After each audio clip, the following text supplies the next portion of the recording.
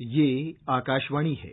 Spotlight में प्रस्तुत है सेवा और समर्पण 20 साल सुशासन की श्रृंखला के अंतर्गत जल जीवन मिशन पर विशेष कार्यक्रम।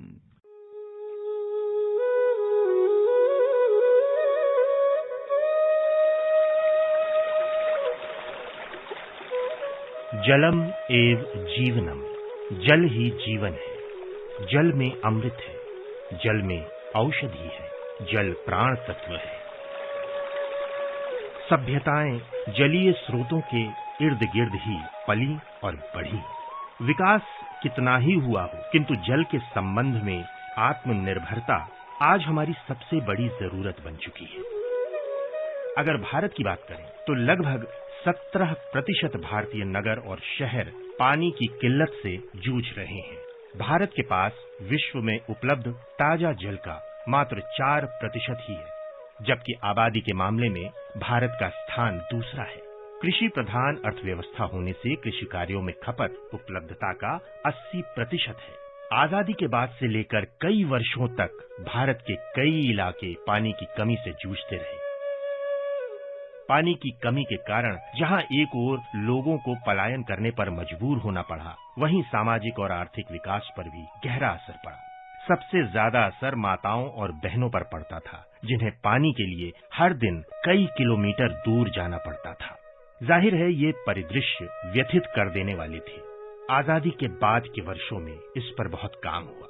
हाल फिलहाल की बात करें तो प्रधानमंत्री श्री नरेंद्र मोदी के नेतृत्व में केंद्रीय सरकार की प्राथमिकताओं में बीते कुछ सालों से और वर्तमान में भी जल का मुद्दा शीर्ष मुद्दों में शामिल है। नरेंद्र मोदी जब देश के प्रधानमंत्री बने तो उन्होंने बीड़ा उठाया देश की पानी की समस्या को सुलझाने का। इस चुनौती को सुलझाने और देश के हर घर तक पानी पहुंचाने के लिए एक महत्वाकांक्षी योजना शुरू की गई, जल जीवन मिशन। जल जीवन मिशन सरकार के उस संकल्प का भी हिस्सा है जिसके तहत स्वराज की शक्ति को गांव के विकास का माध्यम बनाया जा रहा है। इसी सोच के साथ ग्राम पंचायत को, स्थानीय संस्थाओं को अधिक से अधिक अधिकार दिए जा रहे हैं। जल जीवन मिशन में पानी पहुंचाने से लेकर पानी के प्रबंधन और रखरखाव पर भी पूरा जोर है। घर घर पाइप से पानी पहुंचाने की वजह से हमारी माताओं बहनों का जीवन आसान हो रहा है। बूंदों ने मिलकर ठानी है, जल क्रांति तो आनी है। खुशियों का वो पल आएगा जब हर घर तक नल आएगा। जल नहीं ये स्वाभिमान है, नए जीवन का प्रमाण है। सूखी लबां में जान है, जल नहीं ये जीवन दान है।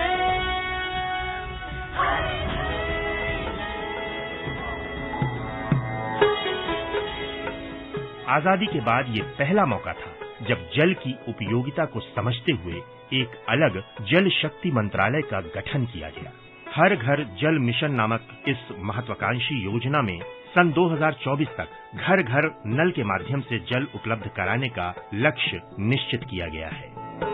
प्रधानमंत्री श्री नरेंद्र मोदी ने इस वर्ष 75वें स्वाधीनता दिवस पर लाल किले से अपने संबोधन के दौरान मात्र 2 वर्षों में 4.5 करोड़ भारतीय परिवारों को घर पर नल द्वारा जल उपलब्ध करवाने की उल्लेखनीय प्रगति को रेखांकित किया। देश आज हर घर जल मिशन को लेकर के तेजी से काम कर रहा है। मुझे खुशी है कि जल जीवन मिशन के सिर्फ 2 वर्ष में 4.5 करोड़ से ज्यादा परिवारों को नल से जल मिलना शुरू हो गया। करोड़ों माता बहनों का आशीर्वाद यही हमारी पूंजी है। इस 100% का सबसे बड़ा लाभ ये होता है कि सरकारी योजना के लाभ से कोई वंचित नहीं रहता। जल शक्ति मंत्रालय के अंतर्गत पेयजल तथा स्वच्छता विभाग द्वारा सूचना, शिक्षा तथा संचार के मुख्य तत्वों पर आधारित एक जन आंदोलन की परिकल्पना की गई है। इस मिशन में जन भागीदारी की सहायता से वर्षा जल संरक्षण और जल संरक्षण के कई कार्यों को अंजाम दिया जा रहा है। इन प्रयासों का जिक्र करते हुए जल शक्ति मंत्री गजेंद्र सिंह शेखावत कहते हैं, जिस तरह से जल की आवश्यकता बढ़ती जा रही है, हमने पहली बार माननीय प्रधानमंत्री जी के नेतृत्व में डिमांड साइड मैनेजमेंट पर काम करने के लिए एक योजना अटल भूजल योजना के नाम से बनाई है, जो देश के 7 प्रदेशों के 79 डिस्ट्रिक्ट्स में कार्यरत है, जिसमें हम पानी के उपयोग को कम करने के लिए लोगों को जागृत करना, वहां कैपेसिटी बिल्डिंग करना, ground water recharge related activities को स्ट्रेंथन करना और ये सब के लिए जन सहभागिता को खड़ा करना, इस लक्ष्य के साथ में काम कर रहे हैं। और उसके साथ साथ में एक कॉन्सेप्ट कैच द रेन, ये माननीय प्रधानमंत्री जी ने प्रारंभ कराया था। 2019 में हमने 256 जिलों में इसको किया था। इस बार हम देश के पूरे 714 जिलों में इस कार्यक्रम को कर रहे हैं। दरअसल जल के प्रति इस चिंतन और नवोन्मेषी सोच का आधार संभवतः प्रधानमंत्री श्री नरेंद्र मोदी के मुख्यमंत्री के रूप में गुजरात राज्य के कार्यकाल के मूल में है। तब गुजरात के मुख्यमंत्री रहे श्री नरेंद्र मोदी द्वारा 5 मुख्य बिंदुओं पर कार्य किया गया। ये थे नदियों का जल संचयन, नदियों को जोड़ना, जल प्रणाली विकसित करना, स्थानीय जल का नियंत्रण तथा सामुदायिक भागीदारी। गुजरात एक ऐसा राज्य था जहां 20% भूभाग के पास 71% जल संसाधन थे और शेष 80% के पास महज 29% जल संसाधन। इस विषमता से सफलतापूर्वक निपटना निसंदेह एक कठिन चुनौती थी और विख्यात गुजरात मॉडल के मुख्य तत्वों में से एक। गुजरात के सौराष्ट्र और कच्छ में आए इस बदलाव को गुजरात के बनासकांठा में रहने वाले गेंजी पटेल बयां करते हैं। मैं एक किसान हूँ। माननीय नरेंद्र भाई मोदी जी जब हमारे गुजरात में मुख्यमंत्री थे और माननीय अटल बिहारी वाजपेयी जी की केंद्र में सरकार थी, उसी टाइम हमारे बनासकांठा जिला जो एकदम ड्राई है, उसी टाइम उन्होंने ये सुजलाम सुफलाम कैनाल निकाली थी। उसकी वजह से बनासकांठा का और लाखनी विस्तार का जो पानी है वो बिल्कुल डीप जा रहा था। किसानों को बहुत तकलीफ हो रही थी। तो ये सुजलाम सुफलाम कैनाल आने से हमारा लाखनी जो तहसील है उसमें अनार की जो किसानी है वो बहुत अच्छी तरह से हुई है। नरेंद्र भाई मोदी जी ने उसी टाइम पानी के लिए बहुत सोच समझ कर ये कैनाल निकाला था। उसकी वजह से हमारा लाखनी तहसील एकदम अनार तहसील के रूप में पहचाना जाता है और पूरा बनासकांठा ड्रिप इरिगेशन से इसका पानी का यूज कर रहे हैं। उसकी वजह से बहुत अच्छा फायदा हुआ है। सौनी योजना के बारे में बात करते हुए गुजरात के एक किसान वनराज भाई डाबी कहते हैं, मैं गुजरात के बोटाद जिला के टाटव गांव का किसान हूँ। हमारे प्रधानमंत्री श्री नरेंद्र भाई मोदी जब गुजरात के मुख्यमंत्री थे तब उन्होंने नर्मदा डैम का ओवरफ्लो का पानी जो समुद्र में चला जाता था, उस पानी का सदुपयोग करने के लिए सौनी योजना का प्रारंभ करवाया था, जिसके अंतर्गत सौराष्ट्र के उन क्षेत्रों में पानी पहुंचाया गया जहां पर कैनाल के माध्यम से नर्मदा का पानी पहुंचना मुश्किल था। वहां नरेंद्र भाई ने कैनाल से पाइपलाइन के माध्यम से सौराष्ट्र के कई छोटे बड़े तालाब और चेकडैमों में पानी पहुंचाया। सौनी योजना की वजह से आज बोटाद, सुरेंद्रनगर, राजकोट, अमरेली, भावनगर समेत कई जिलों में सिंचाई एवं पीने की पानी की सुविधाएं बनी है। जल के प्रति श्री नरेंद्र मोदी के मस्तिष्क में गहन चिंतन के बीज 2002 की गर्मियों में पड़े, जब गुजरात में जल की कमी का चक्र आया। औसतन वहां बांधों और जलाशयों में मात्र 25% पानी होता था। उन्होंने समस्या के समाधान की बजाय उससे निजात पाने का निर्देश दिया। 6 वर्षों के भीतर ही परिणाम आने लगे।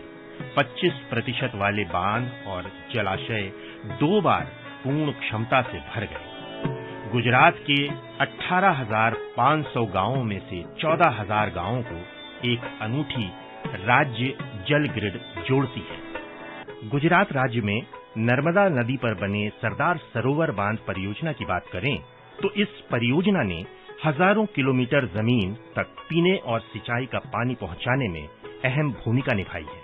नरेंद्र मोदी के नेतृत्व में इस परियोजना ने गति पकड़ी और आज इस परियोजना ने लाभान्वित इलाकों की तस्वीर बदल कर रख दी है। गुजरात राज्य का मुख्यमंत्री रहने के दौरान नरेंद्र मोदी ने चेक डैम और खेतों में तालाब बनाने पर जोर दिया। नतीजतन लाखों की तादाद में चेक डैम और तालाबों का निर्माण हुआ। चेक डैम से लाभान्वित हुए जूनागढ़ के पुरुषोत्तम भाई थूमर बताते हैं। मैं गुजरात राज्य के जूनागढ़ डिस्ट्रिक्ट के जामका गांव से पुरुषोत्तम सिद्धपुरा। ये हमारे गांव में जो 1999 में हमने जो 51 बांध और 2 तालाब बनाए, वो भी पानी का मूल्य किसानों को समझाया, क्योंकि गांव में रोजगारी नहीं थी, बाहर जाना पड़ता था, गांव के युवाओं को बाहर जाना पड़ता था। हमने श्रमदान और लोक फंड से 51 बांध और 2 तालाब बनाए। बाद में 2002 से 4 में नरेंद्र भाई मोदी ने चेक डैम की योजना पूरी बनाई, उसमें लाखों चेक डैम का निर्माण हुआ। वो जो चेक डैम की वजह से बड़ी जमीन को एक्वायर नहीं करना पड़ा है और किसानों की कृषि की जमीन भी बच गई है। तो गांव का पानी गांव में रुकने से गांव के युवाओं की रोजगारी गांव में मिलने लगी और हमारे भारतीय गौवंश गिर की गाय जो हमारे गांव में पानी की वजह से तो पूरे भारतवर्ष में और देश विदेश में जो प्रख्यात है, वो गायों का भी निर्माण हुआ, क्योंकि पशुओं पानी के बिना हम निकाल देते थे। तो कृषि में इसके गोबर गौमूत्र से भी फायदा हुआ, प्रकृति का काम हुआ। प्रधानमंत्री श्री नरेंद्र मोदी के मूल चिंतन को आत्मसात करते हुए राष्ट्रीय जल मिशन जल प्रबंधन के कार्य में सतत अग्रसर है। इन प्रयासों के बारे में जल शक्ति मंत्रालय के अतिरिक्त सचिव श्री भरत लाल बता रहे हैं। ये लोगों का प्रोग्राम है। गांव में गांव की पेयजल एवं स्वच्छता समिति होगी, जो पानी का रखरखाव, गंदले पानी का मैनेजमेंट और सबसे बड़ी बात है कि उस गांव में पेयजल की जो व्यवस्था है उसका रखरखाव, घर घर में पानी देना, उसका क्लोरिनेशन, ये सब काम करेगी। पिछले वर्ष 2 अक्टूबर से एक कैंपेन शुरू किया गया है, जिसके अंदर गांव-गांव में ये जागृति लानी है कि स्कूल में, आंगनवाड़ी सेंटर में, आश्रमशाला में और भी जो इस तरह के पब्लिक इंस्टीट्यूशन है, वहां नल से जल की सुविधा उपलब्ध हो। पिछले 1 साल से इसमें हर राज्यों में बहुत काम हुआ है और ये बड़ी खुशी की बात है कि पूरे देश में करीब 7,67,000 स्कूलों में और 7,66,000 आंगनवाड़ी सेंटर्स में नल से जल की सुविधा उपलब्ध कराई गई है। जल जीवन मिशन का फायदा जन जन तक पहुंच रहा है और इसकी बानगी दिखती है उन लोगों की जिंदगी में आए बदलाव से, जिनके लिए पीने का साफ पानी हासिल करना किसी चुनौती से कम नहीं था। बिहार में रहने वाले विवेकानंद बताते हैं। मैं विवेकानंद सिंह बिहार से बोल रहा हूँ।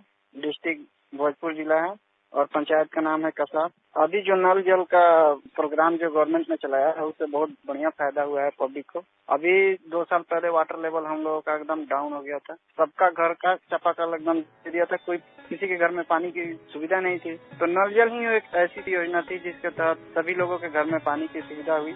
उत्तराखंड में रहने वाले पीसी पांडे भी बताते हैं। मैं पूर्णचंद पांडे, ग्राम बहेला, पोस्ट ऑफिस द्वाराहाट, तहसील द्वाराहाट, जिला अल्मोड़ा, उत्तराखंड। आजादी के कई सालों तक हमारे यहाँ पानी नहीं पहुँच पाया। पहाड़ी क्षेत्र होने के कारण पानी के स्रोत बहुत दूर दूर थे। इसकी वजह से हमारी माताओं और बहनों को पानी लाने के लिए बहुत दूर जाना होता था। लेकिन आज ये स्थिति बदल चुकी है। जन भागीदारी और सरकारी प्रयासों के चलते आज हमारे गांव तक पानी पहुंच गया है। साफ पानी मिलने से लोगों के स्वास्थ्य में भी काफी बदलाव आया है। मैं नरेंद्र मोदी सरकार को भी धन्यवाद देना चाहूँगा, जिन्होंने जल जीवन मिशन लाकर पानी पहुँचाने के कई परियोजनाओं के प्रयासों में और भी गति ला दी है। स्वाभिमान है, नए जीवन का प्रमाण है। शायर बशीर बद्र बेहद ही खूबसूरत लफ्जों में पानी की अहमियत को बयां करते हुए लिखते हैं। अगर फुर्सत मिले पानी की तहरीरों को पढ़ लेना, हर एक दरिया हजारों साल का अफसाना लिखता है। ठीक इसी तरह का अफसाना जल जीवन मिशन के जरिए लिखा जा रहा है, जो आने वाले वर्षों में देश की हर घर जल पहुंचाने की मुहिम में मील का पत्थर माना जाएगा।